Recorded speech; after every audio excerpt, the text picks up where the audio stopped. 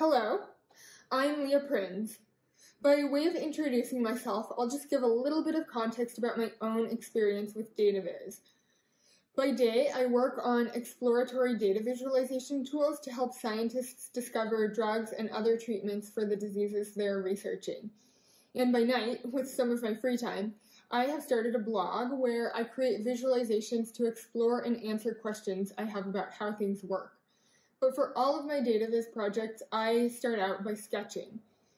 And in fact, I started to come up with the idea for this talk when I had to clean out my filing cabinet because I had a 4-inch thick stack of data viz sketches in one file folder, which did not last for very long, as you can probably imagine. But as I was going through all these sketches and sorting them into multiple separate file folders that could better contain them, I started to pay attention to how I use sketches to develop ideas and what it is about sketching in particular that seems to help with that.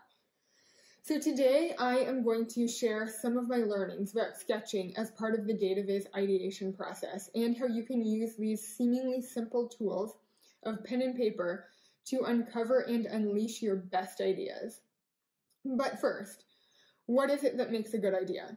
In order to understand how to consistently come up with good ideas, specifically via sketching, let's first get on the same page about what good ideas are.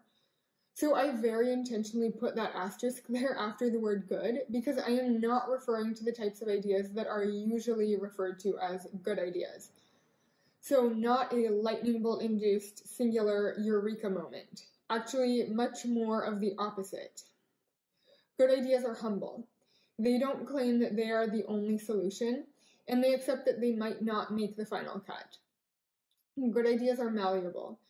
They're capable of changing over time to adapt to the problem at hand. They're not stubbornly stuck in stone, and they're not fearful of change. Good ideas proliferate, meaning that a single good idea can often spawn many more, and they're not afraid of their offspring ideas becoming better solutions than they are. Good ideas sacrifice themselves for the greater good. Not every idea will make it into the final solution, and that's okay. They might die forever, or they might be resurrected later for a different problem. Good ideas play well with others. They can be combined into even better ideas that surpass the sum of their parts. This practice of creating good ideas is often called divergent design, and you can see why.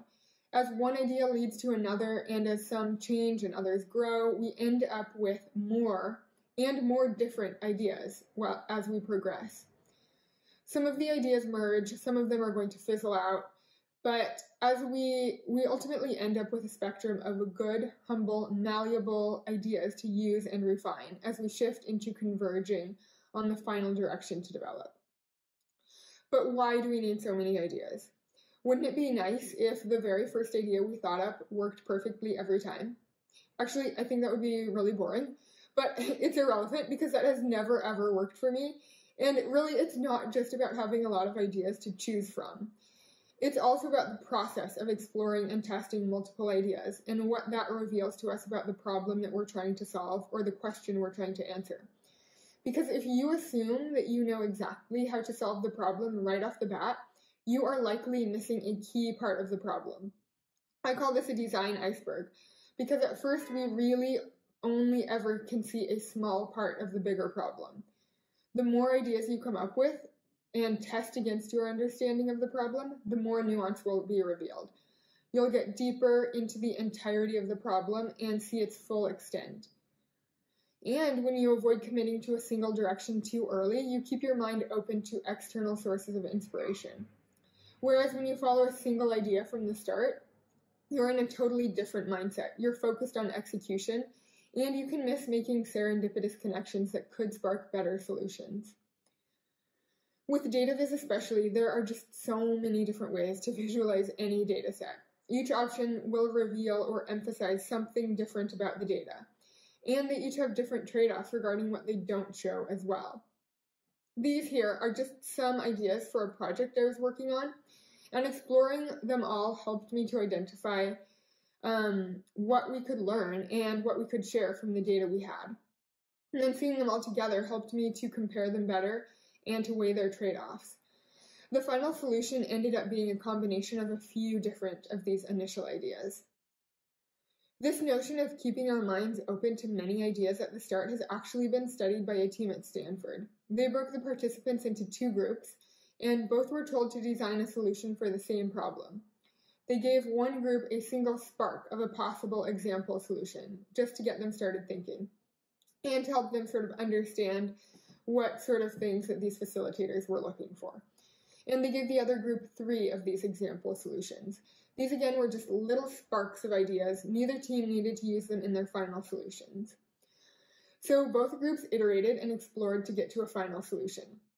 But the first group kept coming back to that single starter idea that had been planted in their minds, and their final solution was very similar to it. The other group, however, came up with many more new ideas along the way, and ultimately had a markedly better final solution, as was measured against the criteria in the study. Now, granted, this was just one experiment, but it does support the notion that once a single frame of reference is established, that context is hard to dislodge. This is what had happened to that first group. But when your mind remains open, you can much more easily embrace external inspiration and make connections to how it could work with the problem at hand. And it's also much easier to come up with brand new ideas, seemingly from scratch. So now I'm shifting a little bit over to sketching and how it fits in with our ability to generate good ideas. But first I want to frame what I mean when I say sketching. In the real world, outside of the context of this talk, I use the terms sketching and drawing pretty much synonymously. But in the scope of this talk, I am drawing a distinction between them just for clarity. So drawing, I'm saying, is something that's done with the intent of creating an artifact that you could hang on your fridge or you could sell it in a gallery. But the point is, it's more about that end result. Drawing is a very valid use of one's time, but it's just not the concept that I'll be covering in this talk. Sketching is what I'll be referring to, and it's more about the process, not the end result. I like to think of it as a conduit for getting ideas out into the world with minimal friction, or sort of a way of exporting my thoughts. Okay, so now that we're aligned on the sketching concept, why should you care? What is it about this medium that can help us make good ideas? Well, with sketching, you're not confined to right angles or to the size of your screen. Really, the very nature of holding a tool in your hand means that you have the freedom to create whatever shape you see fit. You're able to move your body as you sketch. In fact, you kind of have to. And this is very liberating. And in turn, this can help you get into the proper uninhibited headspace, so to speak, for generating new ideas. Sketching also has a very low barrier to entrance. A lot of data viz tools take at least a bit of time to get up to speed with, and even when you know them well, they still might not be able to keep up with the pace of ideas entering your mind once you really get going.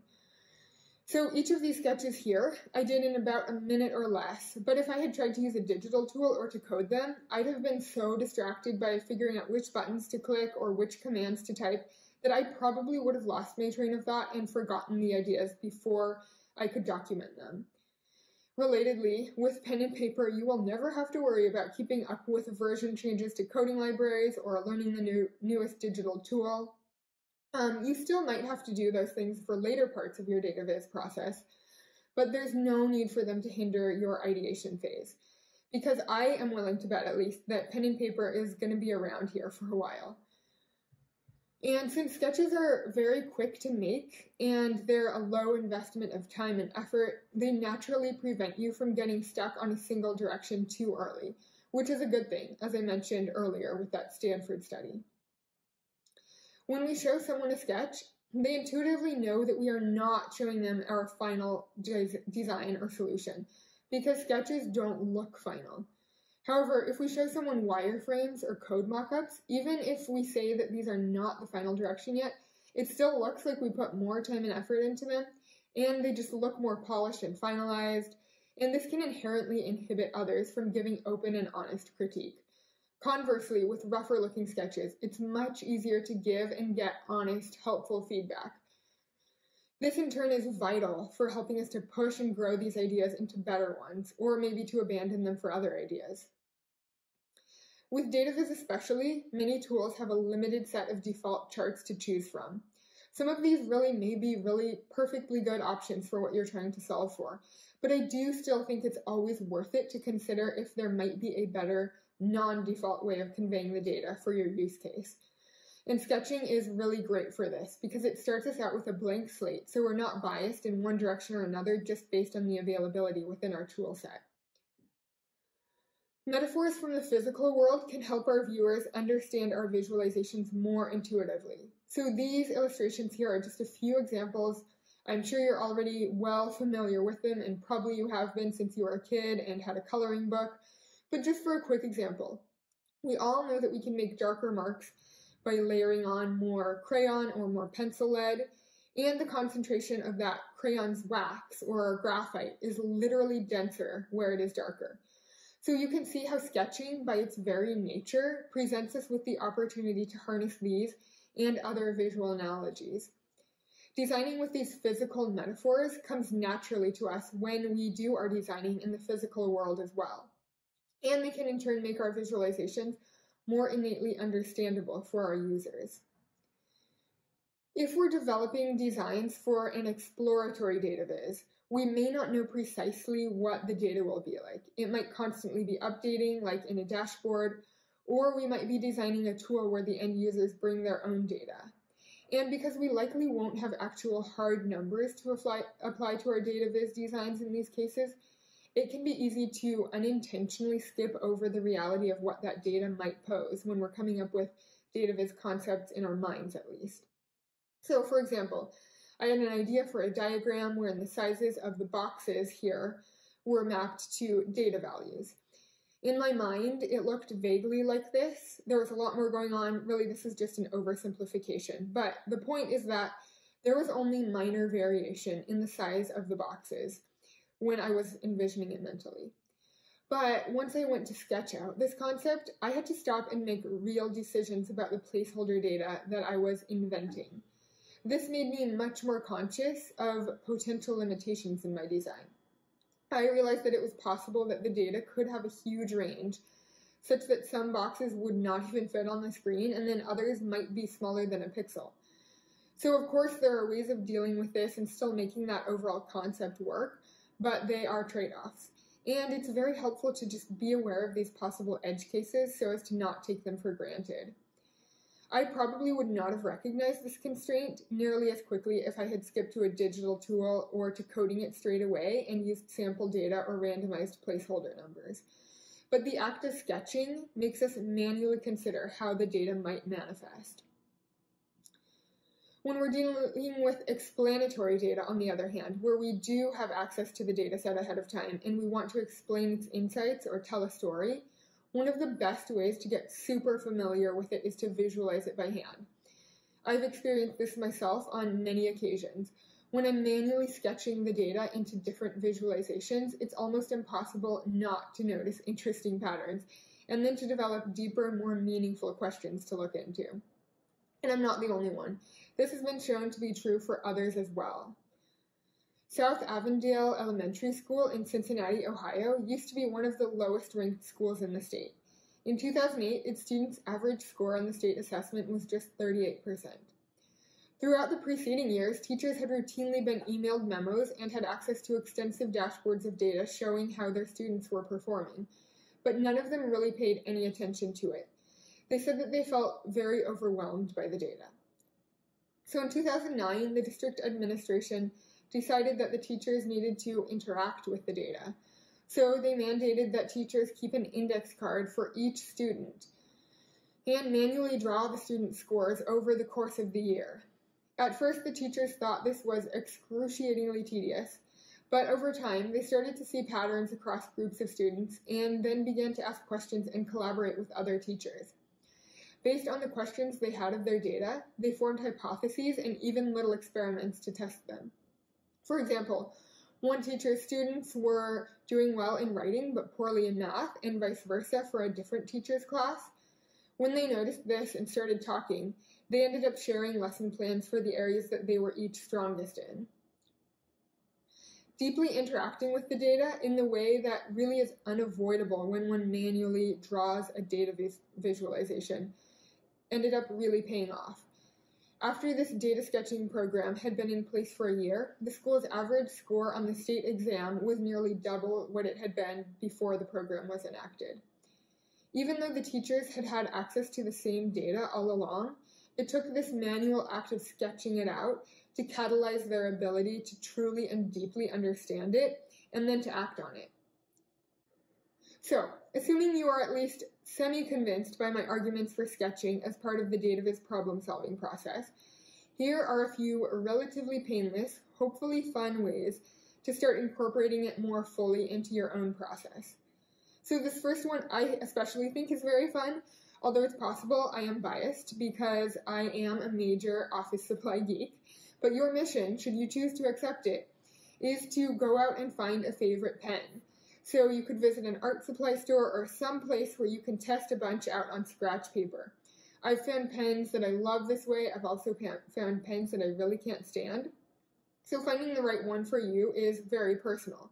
And no pen is magic, but I think it can really make a big difference in how much you enjoy the act of putting pen to paper. Also, you get bonus points if you end up finding a favorite paper type or notebook, because that can make a big difference as well. Speaking of paper and pens, you can use them to keep you on track and prevent you from getting too sucked into details too early. Post-its are a great way to quickly jot down an idea, but they're small enough that they keep you from rabbit-holing on minor details too soon. You can also try using a big blunt tip marker on regular paper. It's a little too unwieldy to encourage those small details, but you can still get across your bigger picture. Quantity is better than quality when it comes to this divergent, exploratory phase of creativity.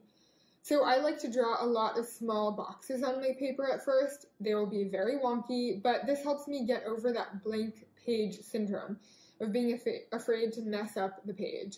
And since they're small, they're not intimidating, and I can just focus on filling them with one little idea at a time. Now, color can be a bit of a barrier when brainstorming DataViz directions. Since color is a highly salient visual property, you have to be kind of careful with which data attribute you map it to, and it can be tricky to get the right palette and to have it be accessible.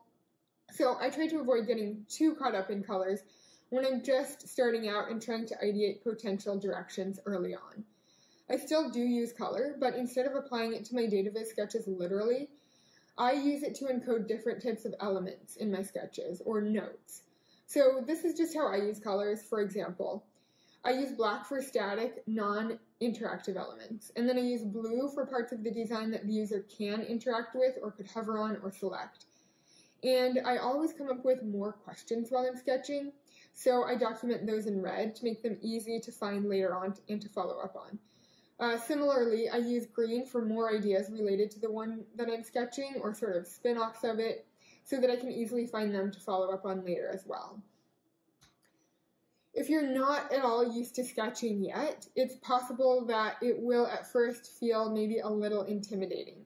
However, I do believe it's a worthwhile investment to get comfortable with it due to all these previous reasons I've already mentioned earlier. Even though I have earlier called out a conceptual distinction between sketching and drawing, I think that being able to confidently portray the world around you on paper will also make you much more comfortable with sketching when it comes time to communicate your thoughts and ideas, and then ultimately to iterate to the best DataViz concepts. So taking a drawing class can be a good way to gain this familiarity with the medium and to gain confidence with using it. So that's about everything related to sketching and how it can help with developing better DataViz ideas that I could fit into this talk. But just to quickly recap what we've covered, good ideas aren't what you might initially think. They're not lonely heroes saving the day by themselves. Instead, they're modest, and they favor teamwork with other good ideas. Divergent design means starting your DataViz creation process by coming up with many good ideas. This not only gives you more options, it also helps you to more fully understand the problem you're aiming to solve. Sketching is simply a way to export your ideas into the physical world so you can make better sense of them and share them with others. And sketching excels at these tasks for a host of reasons, including the fact that its inherent messiness makes it more inviting for others to give feedback. And lastly, great news. There are a lot of quick and easy things you can do right away to pull pen and paper into your own process and start reaping its rewards. So thank you all so much for being here. This slide has a few ways you can get in touch with me or see what I'm up to if you're so inclined. But now I'm looking forward to hearing your questions.